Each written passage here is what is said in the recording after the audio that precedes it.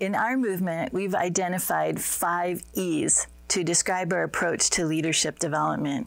It works really well in English. It might not translate really well in a number of other languages, but let me go through the E's for the sake of this message. The first one is equipping. I think this is what we think of most often when we think of leadership development. Let's get a training. Let's get people together in a room and give them something they haven't heard before. It is important, but it's not the whole package. Training is part of what we need, and it's usually where we focus on what kind of skills, abilities, and knowledge is needed to do the role that you're called to right now. The second E is experience. As the story before that I just told, almost every leader I know can point to a significant experience that shaped them as a leader, a place where they were in over their heads, where the challenge was much bigger than their current capacity, where they had to trust the Lord to do different things they had never done before. Those kinds of stretch assignments are the ones that are really helpful in growing a leader's capacity and confidence. They stretch and deepen our faith and build us into praying people so that we are dependent on the Lord for the things that He's put before us. Studies like the one done by the Center for Creative Leadership have identified experience along with feedback as one of the most powerful developmental experiences for adults. The third E is evaluation. Now, sometimes we think of this as like a formal evaluation, like a performance review. That could be possible.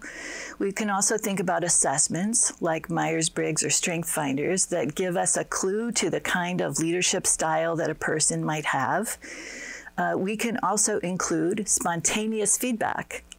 Do you catch somebody doing something well? Be specific about what you notice. That kind of feedback is so encouraging, and it enables people to kind of go forward with confidence. We also have the use of the Global 360, which can help assess a person and their readiness for a next level position. You can find that at ldhr.org. The fourth E is exposure to other leaders. I don't know about you, but there's nothing that normalizes some of the challenges that I've experienced as a leader than sitting with a group of leaders who are experiencing similar things. Our circumstances might be slightly different, but it's so encouraging to hear how others are trusting the Lord and the creative ideas that the Lord gave them to pursue those opportunities. Together as a community, younger leaders can understand the kinds of things that each other are experiencing. And there's something about senior leaders sharing their stories that takes the mystery out of leadership. A lot of times we'll look at leaders and we think, oh, they are just wired that way.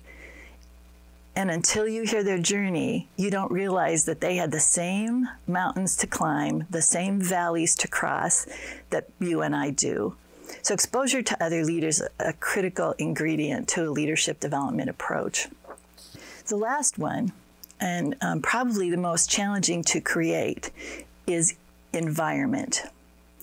And that is creating the atmosphere where every leader is thinking intentionally about the development of their people toward the fulfillment of their God-given potential and toward the role that they might play in our movement.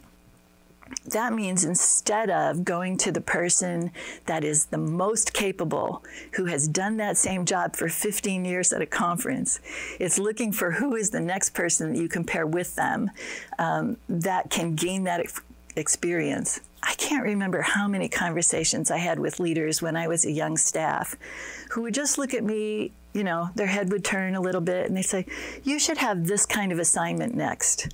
Whether it was the type of campus or a summer project that I could be a part of or that I could lead, they were always thinking about what next steps might improve my growth and capacity as a leader.